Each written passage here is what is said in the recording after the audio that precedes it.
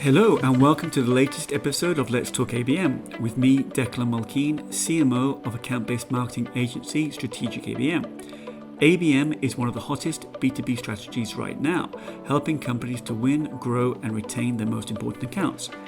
This podcast allows me to spend some time talking to account-based marketing leaders about their ABM programs and share their insights with other B2B marketers, wherever you are on your ABM journey. So today I'm joined by Brittney Hamer, who's the Director, Campaign and Digital Marketing at Gainwell Technologies. Brittney, thanks so much for joining us today. Thanks for having me. Well, ABM, as we all know, has been around for 20, 21, 22 years in its current guise that people know about. And when I was looking at your LinkedIn profile prior to contacting you, I saw that you had a lot of experience. I think eight or 9 years. So that kind of makes you a veritable veteran in the ABM world. So I suppose I've got some questions for you really about that, as you've got that kind of body of experience in ABM. I think the first question I got is. You've been over the different roles that you've been in, you've been continuously investing in account-based marketing and account-based strategies.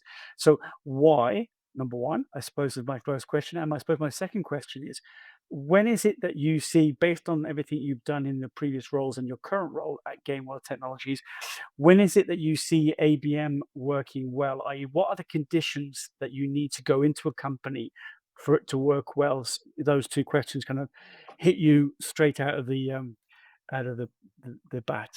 Sure. Well, first off, so when it works well, I think the biggest thing is alignment. You need alignment with your counterparts, whether it's sales, customer success, and buy-in. You need buy-in from the organization, and not just within marketing. I think it's easy to sell it in marketing, but it's a little harder to sell it outside of marketing because it's still a program that is relatively, I feel like, unknown outside of marketing. There's a lot of sales, finance, C-suite that may not be as um, versed on it. And so, really trying to sell it and show the impact of it to get buy-in to even run a pilot. I think running a pilot is the best option anytime you're trying to onboard an ABM program and sell it, because the proof is in the pudding, and you will run a program and see results and be able to share those results that are undeniable, to whoever you need to in your buying center. Yeah. So in terms of the 8 or 9 years that you've been in this role, obviously ABM has been your companion, so to speak, across those different roles that you've been in. Going back to that point about the conditions, what I suppose is that number one condition that you found in those different roles, whether it was in the role at the beginning or whether you made it happen as part of your time in each role. What is that one condition that you said to yourself, if I get that right, everything else will fall into place? Yeah, I, again, I think some of it goes back to alignment, is making sure that you are in sync with your counterparts. You know, you need to have a consistent, just collaboration and even externally messaging, and who you're going for. You need to really be aligned on who it is that are your target accounts and why. It can't be just because someone just wants that account as a client. You have to have a little bit more in that. Are they really a good fit? Is this the right time? And having those conversations and being on the same page, I think, is really what drives success in these programs. Yeah, I was just making some notes there. I think the who and why, to push back to people and say, okay, that's great. You want those accounts, why? Mhm. You give me the who, but what's the why? And I think it's interesting. There's also Brittany, when you mentioned fit and timing as well. And a previous guest I was speaking to, Nora Conklin, who's the principal ABM analyst at Forrester. She talks a lot about when she's talking to her customers now about ABM and ICP. They actually have an expression which is it goes beyond ICP. Mhm. So some of the questions that they ask is, well, will they be a good fit for my company today and tomorrow? Will they actually be a company that I can actually grow with, that will want to grow with my company that will actually I'll be able to deliver value to them today and tomorrow. So I think the goes beyond ICP is a message that we're hearing in the market a lot now, and that's a great message to go back to whether it's sales teams, account directors, etc., to say, look, one thing is what you're thinking today, but will they be the right companion tomorrow and the year after? So let's talk a little bit about Gainwell Technologies. I suppose one thing that's a little bit different when I was looking into your company was the fact that you kind of specialize, particularly I think in the public sector, in government and health, etc. And I think compared to many guests that I've spoken to on the show, the majority are in, Fortune 500, kind of, the kind of classic B2B marketing, etc. What and you're running ABM into this kind of market, this kind of ICP. What I suppose makes it different running marketing programs and ABM programs into the public sector? I'd say because we're dealing with, government entities in the public sector, there's a lot more regulation and red tape around things. It's a lot longer buying cycle and a very, very complex buying center. So it expands more than just in a Fortune 500 company. You typically are only targeting within that account that you have in your campaign. With public sectors, but specifically with what we do here, there are other influencers outside of just the account. I mean, elected officials is a big one. There are also ones that we need to make sure that we have included as influencers and tailored messaging for them as well, because it's not just within the account, it goes beyond that when you're dealing with public sector.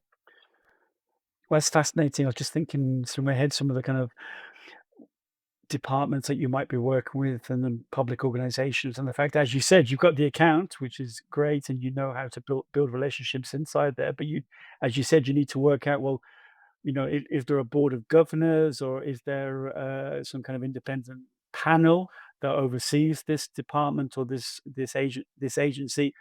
And I suppose then, does that mean when you're building your map, obviously you're building your buying committee and your decision making group, and then, for example, when it comes to these influencers, is it public knowledge, or do you just do quite a lot of investigation work to find out who these individuals are?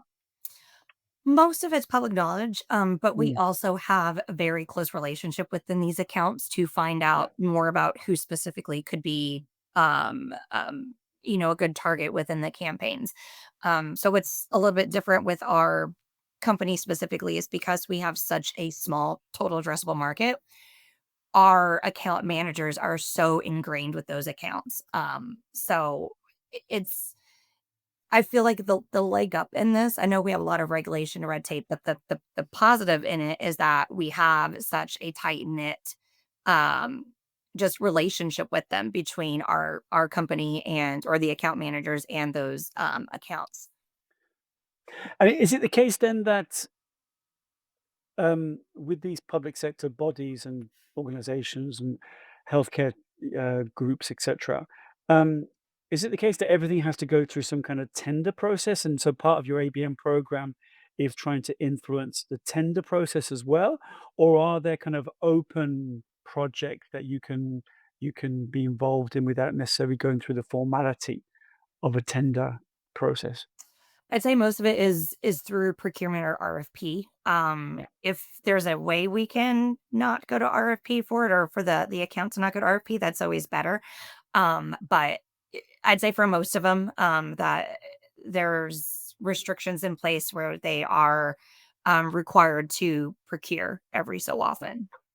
Yeah, and in terms of the RFP, because one element of ABM is obviously not just about winning new logos or growing accounts, but it's also about influencing and changing perceptions. Mhm. So is that somewhere how you're using account based marketing is to actually influence the group while they could be potentially thinking about doing an RFP, and you're kind of aware of their conversations a little bit, so you're trying to influence them with some of your ABM strategies.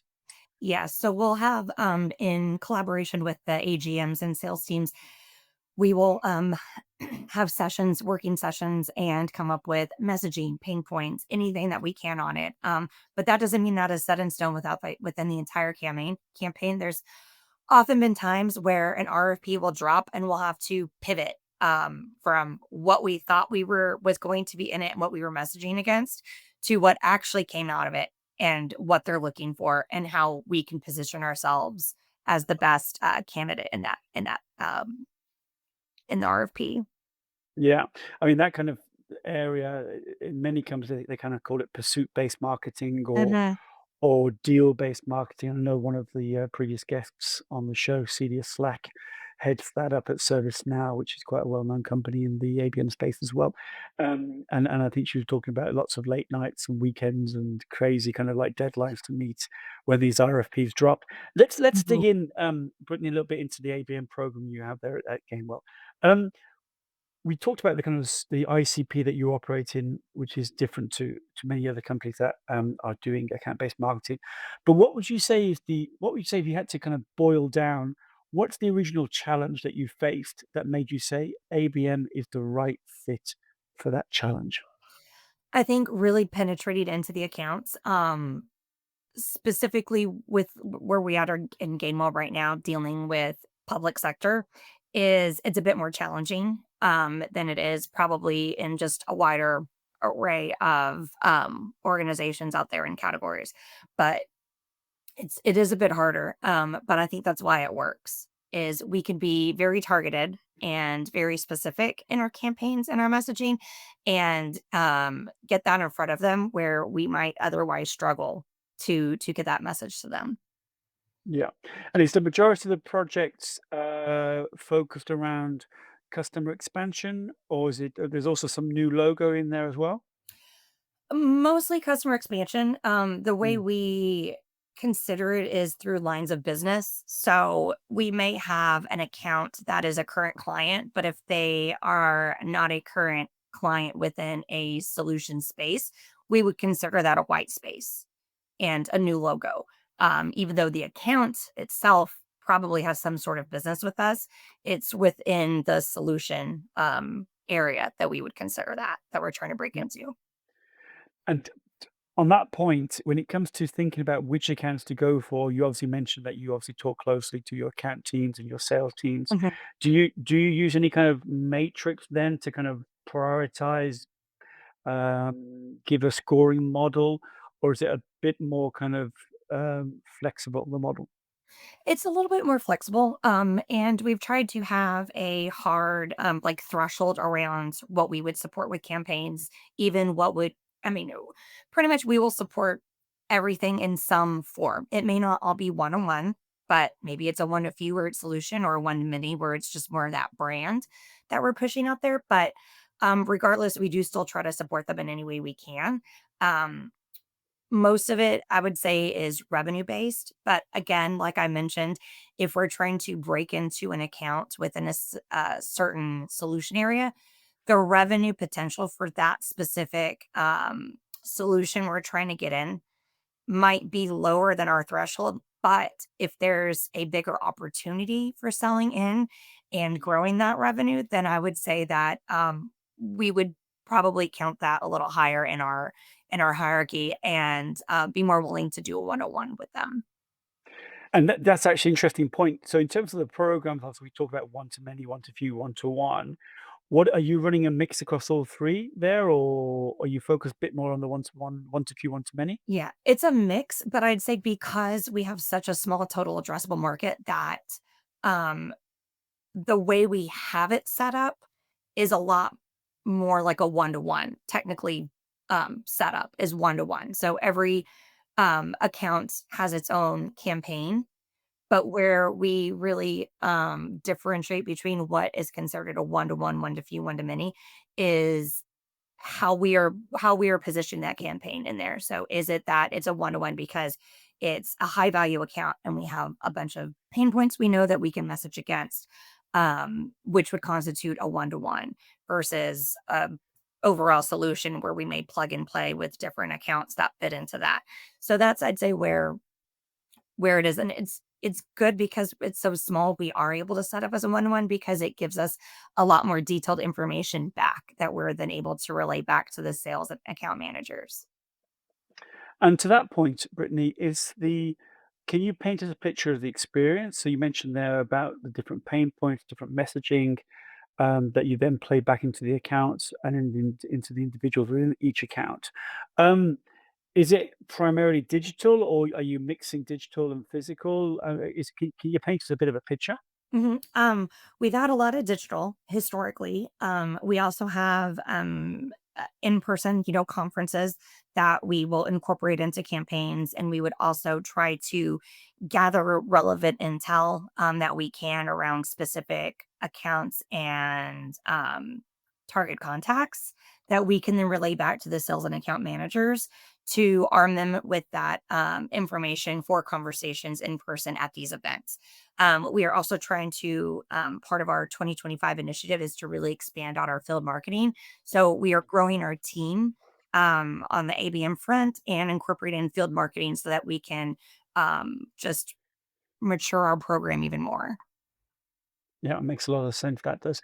And in terms of where you are today, with the program, I suppose one thing that many people find difficult to do well is to actually measure the results because of all the different things we know happen with account-based marketing Mhm. and the fact that it's quite hard to buy an off-the-shelf solution that can measure everything. But where are you internally there in terms of how you go about measuring? Is it a little bit manual, a little bit kind of digital? How do you manage it? Probably more manual than we'd like, but we are working on that. But a lot of our KPIs around, account penetration and are we reaching that account and the contacts with that account. So because we, like I mentioned before, we have such a small target audience, and because of the close relationships that our account teams have with our accounts, that we have an advantage of knowing mostly who the target contacts are. So we're able to set up a lot of one-to-one, like people-based advertising, and relay that engagement back. So I think that has probably been the most sought after metric within the organization, is being able to have that context level engagement and track it through not just at an account level, that journey, but the contact journey as well. And is that the number that then you can actually show to the people in the business and say, "Look, this is showing us that ABM is working," and then you can then tie it back directly because you mentioned your TAM is so small.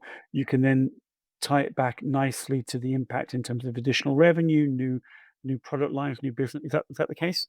Right. And so the way we are set up here and just the nature of our business, marketing doesn't necessarily source pipeline, but I phrase it more as influence. We have an influence or impact, like you mentioned, on pipeline. Again, because it's that collaboration between the two teams. No, that's a good point. And one thing when we were prior to doing this recording, we were talking about, and it made me think a lot actually. You said that a lot of the buying committees that you are targeting are not active on LinkedIn. Now, obviously, a lot of people listening to this podcast will be thinking, "Oh, that makes things difficult," Yeah. because obviously, in such a short space of time, LinkedIn has become such a powerful tool that all marketers or many marketers use for targeting and both, paid and organic, etc. So where I suppose my question to you is, if you don't go down the LinkedIn route, what channel do you use perhaps that other people may not be aware of to actually reach this audience? We do a lot of display advertising as well, for just reach. Because not a lot of them are on LinkedIn, or they might have a LinkedIn profile but aren't necessarily active on LinkedIn. We try to reach out on other channels. So, Facebook, we've done that before, and have at a different company seen a lot better success, surprisingly, than we did on LinkedIn. So we put more money into that channel. We still have a lot invested in LinkedIn here because of our people-based advertising that we do, but, because it's a little bit harder to reach those people on that channel, we, will do, like I said, display advertising, and so that we can just get it out there where they are, consuming information, whether they're checking their email or they're on Forbes, and just getting our name out there and the message. So it's a case almost of kind of keeping your name front and center while your account teams are doing a lot of the kind of heavy lifting, I suppose. Is that the case? Yes, it's very important to stay top of mind because we are such a small market, and the competitors are very, small group of competitors as well, and very well known competitors within these accounts. So just staying top of mind and just reiterating the messages that we're trying to convey to them and get across, I think is great. And if you have an ABM tool in place that can handle display advertising, you can be a lot more granular and targeted and get those Mm, metrics back, mm. to get a Yeah. better idea of if your message is getting out there.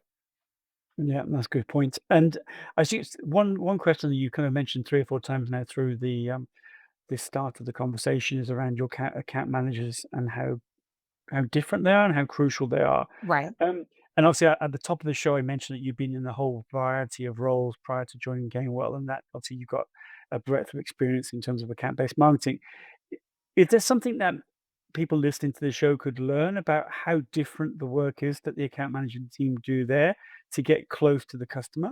Because obviously you mentioned that they're feeding back constantly. They're aware of what's going on. They're your eyes and ears, so to speak, within these accounts, Mhm. and they're the ones that help you get get your message into the customer. What makes them different, perhaps, is I suppose the question. I think it's just, I mean, that is their sole role, is to have these relationships within the accounts and to know what's going on and to know how we can help them. They're somewhat of a hybrid between a sales and a customer success role put together. And I think in our industry, that's very valuable to have because they can, in these conversations, they can relay that back. We do still have a sales team, but it's just they get a lot of they are constantly meeting with them, and it's a one-to-one, so it's typically one account manager to one account.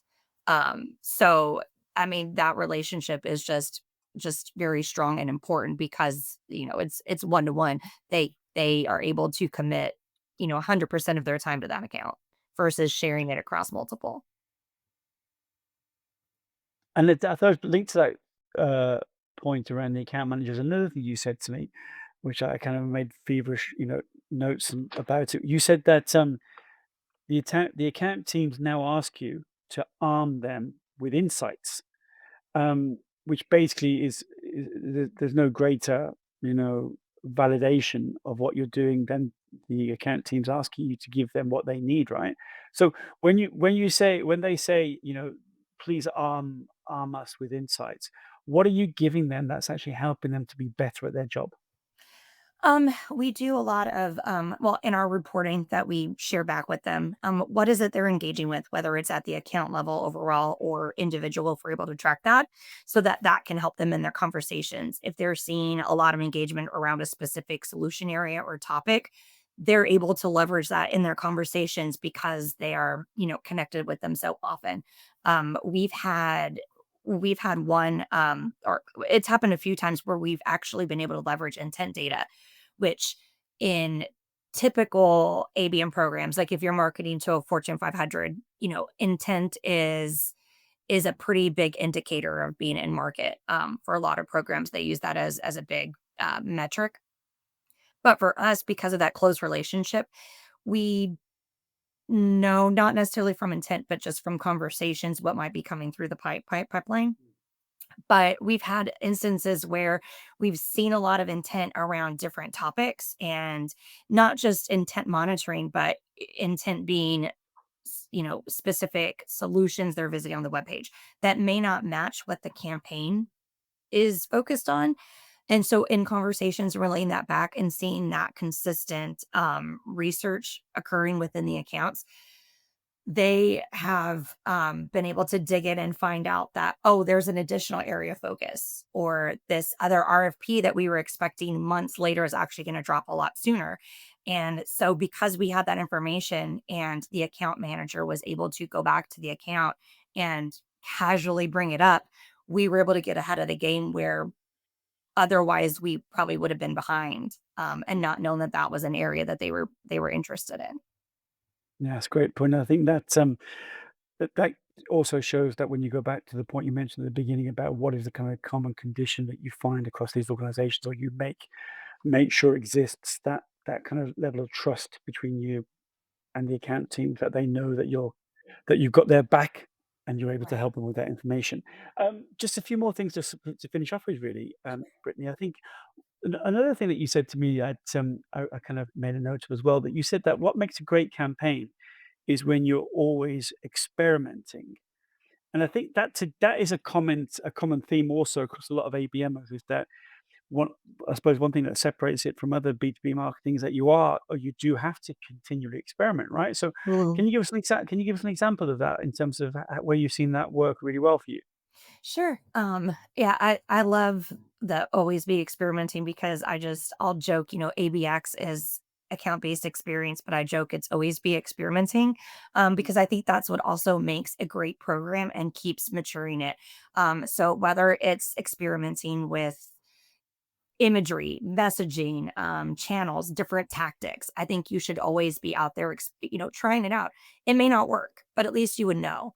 And I say even not just experiment with what I just mentioned, but within the campaigns. What works for one campaign may not work for another. And I know I've seen that, and not just within public sector and healthcare and other organizations I've worked in where you're like, well, this one campaign and what we did worked really well. Let's use this playbook for another. And most of the time it will probably work, but sometimes it doesn't. So then it's digging in to see what is it that was different about this one? Was it because it was a different solution, the messaging, trying to dig in and see what it is to make it better. And one thing recently that we've experimented with that I was a bit surprised performed as well, was a new channel, that or tactic that we pushed out was, connected TV.